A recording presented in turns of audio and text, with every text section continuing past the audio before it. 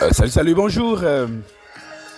Je suis Iman Kako et c'est un plaisir pour moi de vous retrouver pour ce nouveau numéro de votre podcast de CEO Challenge Podcast.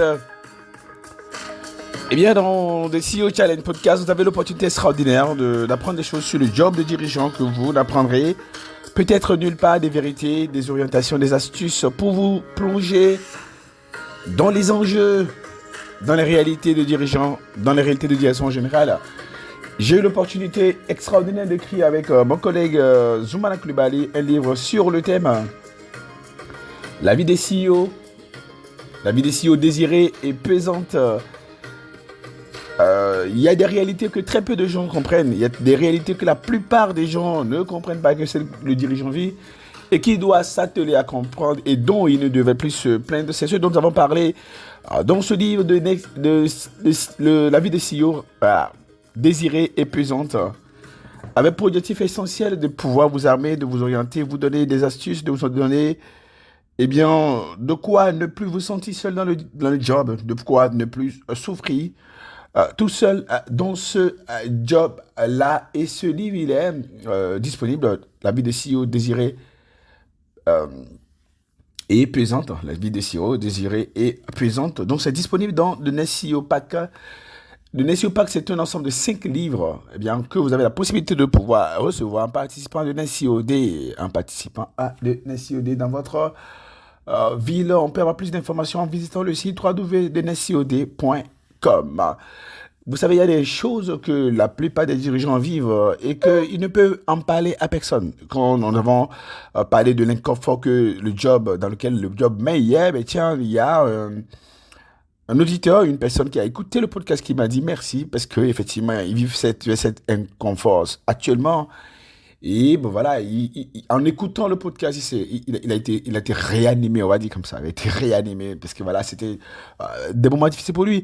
Et c'est ce que vous allez trouver dans le livre La vie des CEO, désirée et pesante. C'est ce que vous allez trouver chaque matin dans le CEO Challenge Podcast dédié donc du coup aux dirigeants pour vous permettre à ceux qui sont au poste d'avoir de la réflexion matinale, d'avoir de la réflexion quotidienne pour s'élever à la dimension du job, pour s'élever à la hauteur du job. Aujourd'hui, le thème de notre épisode, c'est pourquoi les gens compétents ne sont pas nommés DG. L'une des choses qui arrive souvent, effectivement, c'est qu'au sein d'un comité de direction, on voit que il y a un directeur commercial, il y a un directeur financier qui font un travail extraordinaire, un DSI ou peut-être un directeur des opérations qui font un travail extraordinaire, un directeur des risques peut-être qui est très rigoureux et qui normalement devait être positionné pour pouvoir faire le job. Et puis, au nez et à la barbe de tout le monde, celui qui finit par être nommé, celui qu'on finit par retenir, n'est pas forcément celui qui a les compétences techniques, a l'expertise aux yeux de tout le monde pour faire le job. Et pourtant, c'est lui qu'on a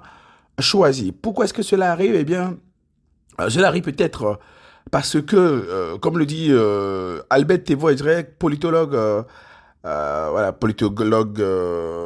expert en sciences politiques, et bien évidemment au Bénin, il paie à son âme, il est décédé maintenant, il disait que lorsque l'intelligence déserte le forum, la médiocrité s'installe et tout se transforme en dictature. C'est quand la plupart des gens qui sont experts, la plupart des gens qui sont compétents techniquement n'acceptent pas rester dans le forum à la dimension dirigeant, il n'arrive pas à s'élever à la dimension dirigeant, il n'arrive pas à se mouiller dans les réalités de dirigeants, que ceux qui n'ont pas la compétence et qui, eux, ils sont prêts à payer tous les prix possibles, deviennent directeurs généraux, se retrouvent à la tête de nos entreprises. Et comme vous le savez, en général, ce sont des fossoyeurs qui détruisent les fondamentaux et qui coulent les entreprises. Pourquoi ? Tout simplement parce que les gens qui sont capables de réellement faire le job ne veulent pas toucher aux réalités, aux inconforts, aux imperfections que le job. Oui, le job de dirigeant n'est pas fait.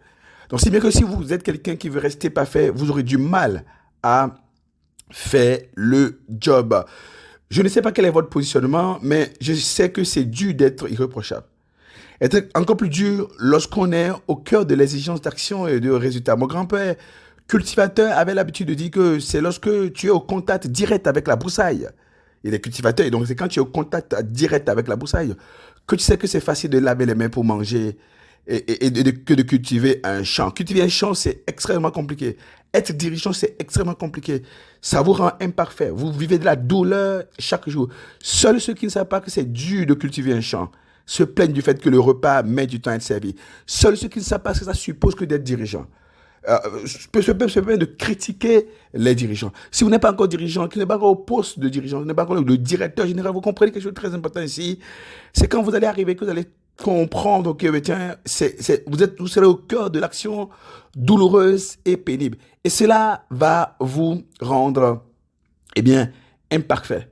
Donc, la plupart des gens que je connais qui ont la qualification nécessaire pour devenir directeur général refusent de cocher les dernières cases nécessaires, à savoir la capacité à combiner avec l'incertain, la capacité à combiner avec l'inconfort, la capacité à combiner avec l'imparfait, la capacité à se réadapter pour être à la hauteur du job. Si tu commets l'erreur d'être un homme d'action, tu vas révéler très rapidement tes imperfections. Et c'est justement ceux qui fuient l'action et l'exposition, ceux qui ne veulent pas se compromettre, qui veulent conserver leur pureté et se permettre de juger ceux qui sont prêts à monter sur le ring de l'action conquérante et audacieuse, ceux qui sont prêts à exposer leur vulnérabilité, leur incapacité temporaire. Quand vous laissez les autres vous remplacer, eh bien, même si vous êtes capable de faire le job, vous êtes déjugé, vous êtes disqualifié. Je me rappelle un tonton à qui nous sermonnait du moins, qui sermonnait la plupart des gens sur ses principes moraux. Il avait particulièrement horreur de la corruption, disait-il. Il disait que les corrompus sont de la peste. Je crois qu'il disait ça peut-être parce qu'il n'avait jamais vécu des situations où il était obligé de se compromettre. Je ne suis pas, encore une fois, en train de faire l'apologie de la corruption. Il proclamait, il manifestait cela jusqu'à ce que son enfant soit parti à l'étranger pour étudier. Entre-temps, suite à une longue maladie de sa mère, il s'est retrouvé sans grande économie. Il avait dépensé presque ses économies dans, eh bien, les traitements que sa mère suivait. Un jour, il reçut un coup de fil de son fils qui lui expliquait qu'il allait être renvoyé pour frais de scolarité impayés. C'était environ 6 000 € en tout. Finalement, il a pu envoyer les sous, mais il m'a fait une confidence. Il m'a dit, Herman, pour la première fois de ma vie, j'ai dû accepter du cash. Je suis devenu de la peste moi aussi. C'est ce qu'il disait parce que, effectivement, il a reçu, on va dire, des cadeaux onéreux, on va dire comme ça. Je lui ai répondu, et tu sais, il faut un minimum de confort pour pratiquer la vertu. Et qu'est-ce qu'un homme qui s'entend parfaitement avec sa femme, okay? Quand on s'entend bien sa femme, quand on trouve ses plaisirs avec elle, eh bien, quand on n'est pas en crise personnelle, quand on vit avec elle tous les jours, eh bien, il ne peut pas arriver qu'on puisse trouver. Il n'y a que ceux qui eh bien, sont dans le confort parfait, sont dans la situation où ils n'ont rien à se reprocher, ils ont tout ce qu'il leur faut, ils ont de la satisfaction.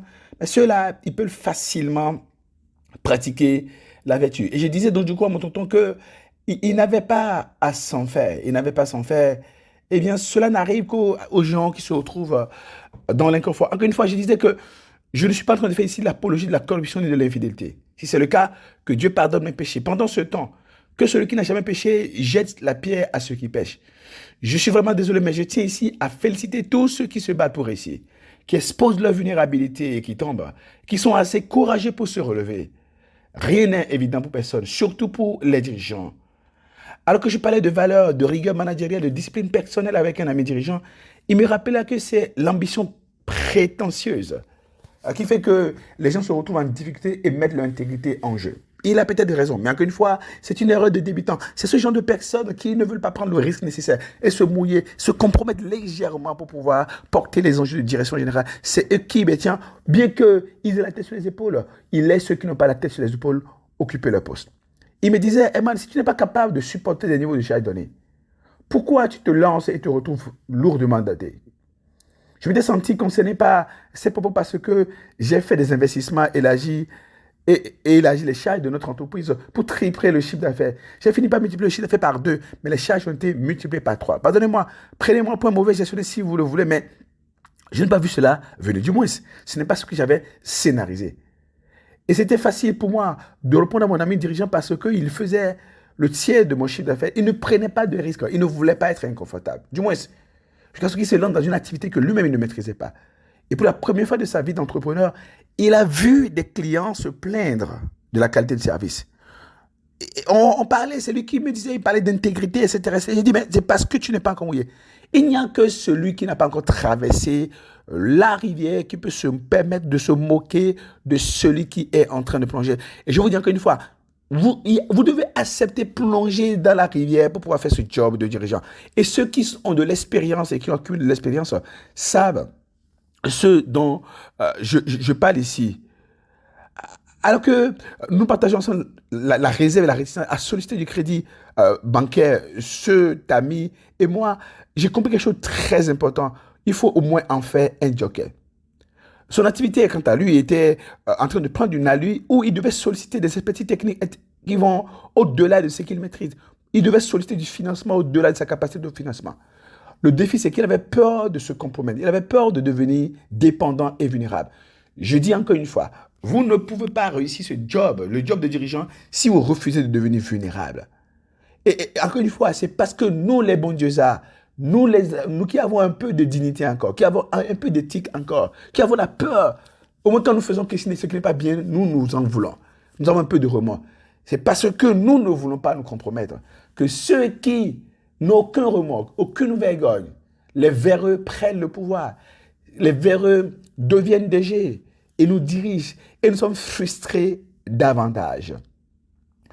Un jour, alors que j'ai reçu l'offre d'un cabinet américain pour suivre une formation sur le thème de l'entrepreneuriat éthique, j'ai posé 2 questions au chargé de compte client qui m'avait été affecté en tant que prospect. Quel est l'effectif des entreprises que vous accompagnez? Quel est le chiffre d'affaires moyen? Je lui ai posé ces 2 questions. À la première question, il a répondu 10 collaborateurs. À la deuxième question, il a répondu 2 millions de dollars, donc c'est le chiffre d'affaires que les entreprises qu'ils accompagnent faisaient. Alors j'ai posé une troisième question. Mais moi, j'ai une centaine de collaborateurs et je fais plus de 3 millions de dollars de chiffre d'affaires. Donc, est-ce que vous pouvez faire quelque chose du coup pour moi? Mon objectif, c'est de multiplier mon chiffre d'affaires par 10 en 3 ans. Qu'est-ce que vous pouvez faire pour moi? C'est la question que je lui avais posée. Il m'a répondu, je constate que vous n'êtes pas notre cible. En réalité, il parlait d'entrepreneuriat, on va dire, éthique, parce qu'à partir d'un niveau de chiffre d'affaires donné, l'éthique telle qu'il le définit n'est plus applicable. Vous voulez bien le faire, mais il y a d'autres enjeux. Il y a d'autres règles qui s'appliquent à vous, du moins. Il y a d'autres règles qui s'imposent à vous. J'ai compris que leur affaire consistait à maintenir les gens dans la zone de confort. Et je trouve ça un peu ridicule, n'est-ce pas? Les gens véreux et voyous sont moins inconfortables que vous et moi lorsqu'ils déconnent. Vous et moi, au moins, quand on déconne, on est inconfortable. Et nous cherchons à nous corriger. Je ne sais plus si je suis un voyou dans mes méthodes ou pas. Peut-être que oui, mais eux, au moins, ils sont libérés. Ils ont décidé de sortir de leur zone de confort, de faire les choses vraiment. Et ce sont eux qui prennent le pouvoir. Et nous, les gens sages et les bons dirigeants, soi-disant, nous sommes relégués. Rappelez-vous quelque chose de très important qui est écrit dans la Bible d'ailleurs, dans Proverbe 26, verset 24. Quand les fous prennent le pouvoir, les sages se cachent. Ceci arrive lorsque nous décidons de freiner, un peu comme mon ami l'a dit, lorsque nous décidons de ne pas être vulnérables. Un peu comme une amie à moi qui a demandé du coaching pour devenir DG. Au bout de 2 mois, j'avais réussi avec elle à obtenir sa promotion en tant que DGA. Elle avait changé d'entreprise et s'est retrouvée, disons, au cœur de la jungle du business pour reprendre ses propres thèmes. Environ 6 mois après, elle revient et me dit « Je ne peux plus avancer, Herman. J'ai l'impression que tout le monde autour de moi marche sur la tête autour de moi et que je suis la seule qui pense à faire les choses sensées. Et le PCA, pire encore, me dit que c'est moi qu'il veut proposer comme DG, alors que je suis mouillé dans des choses que je n'aurais jamais faites. J'aurais jamais faites. Non, je n'en peux plus, Herman, c'est ce qu'elle me disait. Je l'ai écouté longuement, je l'ai laissé couler ses larmes. Ensuite, je lui dis, au moins ton PCA est censé pour voir que tu es l'une des rares personnes sensées, sinon la seule personne sensée. Il sait que les autres sont trop pourris pour piloter la boîte. C'est bon, tu es la personne. Comme tu as déjà fait des choses insensées, c'est bon. Au moins, tu n'es pas d'accord de faire des choses insensées, malgré toi, ou bien. Donc, c'est ça qui fait que Tu es la personne censée et c'est déjà suffisant pour accepter le poste. Tu vas te mouiller davantage, mais tu es mieux indiqué que les insensés qui marchent sur la tête. Elle a fini par accepter le poste. Mais depuis 5 ans, elle a décidé de ne plus me parler. Comme quoi, je l'ai laissé se mouiller. Elle se disait. Bonne nouvelle, elle s'en sort bien. Mais c'est comme si elle ne veut plus entendre parler de moi. Et cela me va. Mais j'espère juste que je ne lui ai pas offert un ticket pour l'enfer. Veuille Dieu me pardonner. Mais j'ai essayé juste de lui dire comment les choses marchent. Quand tu es très bon, quand tu es indigne, il faut rentrer dans le job. Et rentrer dans le job va te rendre vulnérable. Et c'est toi qui es digne, qui as encore la conscience, qui a encore de la moralité. Il vaut mieux que toi, tu te mouilles, que tu te mouilles un petit peu, que tu fasses de petites sorties de route et que tu reviennes sur la route. Plutôt qu'on donne le pouvoir à ceux qui n'ont pas de vergogne, qu'on donne le pouvoir aux véreux. Je voulais préciser que dans les entreprises qui sont bien structurées, et où les meilleurs et ceux qui peuvent faire le job sont promus, il arrive rarement que les plus voyous arrivent en haut. Mais c'est lorsque les voyous arrivent en haut, c'est que la plupart du temps, les bons dieux-arts, les dignes, les conscients, les gens qui ont un peu de moralité, ils ont laissé leur espace. Et ils ont laissé les autres prendre le pouvoir. Avec le temps, j'ai compris que lorsque on n'est pas un peu voyou en tant que dirigeant, j'ai l'habitude de dire d'ailleurs qu'un bon dirigeant, c'est un voyou qui n'ira pas en prison, c'est qu'on est naïf. Du moins, la plupart des choses qu'on se dit qu'on ne ferait pas, eh bien, quand on devient dirigeant, on se retrouve à les faire. Autrement, on est coincé. Et si c'était à refaire, moi, je ne m'en prendrais pas aux dirigeants. Je n'en prendrais pas aux dirigeants parce que je sais que, eh bien, celui qui n'a pas traversé la rivière ne peut pas se moquer de celui qui est en train de se mouiller. Je sais pertinemment que ce job rend vulnérable. Et je voulais dire quelque chose de très important. Si vous êtes retrouvé dans la vulnérabilité et que vous avez du remords, je suis content pour vous parce que c'est de vous qu'on a besoin. Et ce que vous avez à faire, c'est de garder votre conscience, de ne pas entrer dans la démesure. Vous pouvez faire des sorties de route, mais revenez rapidement sur la route. Ne violez pas tout le temps les règles. Faites des sorties de route quand il le faut pour sauver le business, pour sauver des situations. C'est ça que le job exige. Encore une fois, je ne suis pas en train de faire l'apologie de l'inconfort, de la corruption, autant pour moi, ni du manque de moralité, de l'immoralité. Je suis en train de vous dire juste que c'est lorsque nous, on refuse eh bien, de sortir de notre zone de confort, de faire des choses inconfortables, des choses qui pourraient nous rendre vulnérables, que les véreux prennent le pouvoir et ils font pire, ils détruisent nos sociétés, ils détruisent nos entreprises. On ne peut pas laisser cela arriver. Les choses que je dis là sont trop pragmatiques, je le sais. Et vous pouvez en découvrir davantage dans le livre La vie de CEO, désirée et pesante, qui se trouve dans la collection de Nessie Opa que vous retrouverez sur le site de www de nessiod.com. Je voulais rappeler que le NessiOD, c'est un événement extraordinaire qui se déroule dans votre ville. On a une session à Dakar le 26 octobre, à Conakry le 1er novembre, à Bamako le 2 novembre. Nous serons le 8 à Lomé, le 9 à Cotonou. Nous serons, pour le NessiOD, nous serons le 12 à Abidjan. Voilà, ainsi de suite, le 14 à Kinshasa. Si vous n'êtes pas encore inscrit, c'est le moment de le faire en allant sur le site de nessiod.com. Moi, j'étais très heureux d'avoir été avec vous. Demain, on se retrouve pour parler de nouvelles réalités de dirigeants avec des astuces pour pouvoir vous donner la force de continuer le parcours et finir par être coriace mentalement, émotionnellement, stratégiquement et spirituellement pour cartonner en tant que dirigeant. C'est le meilleur que je puisse vous souhaiter. Excellente journée à vous.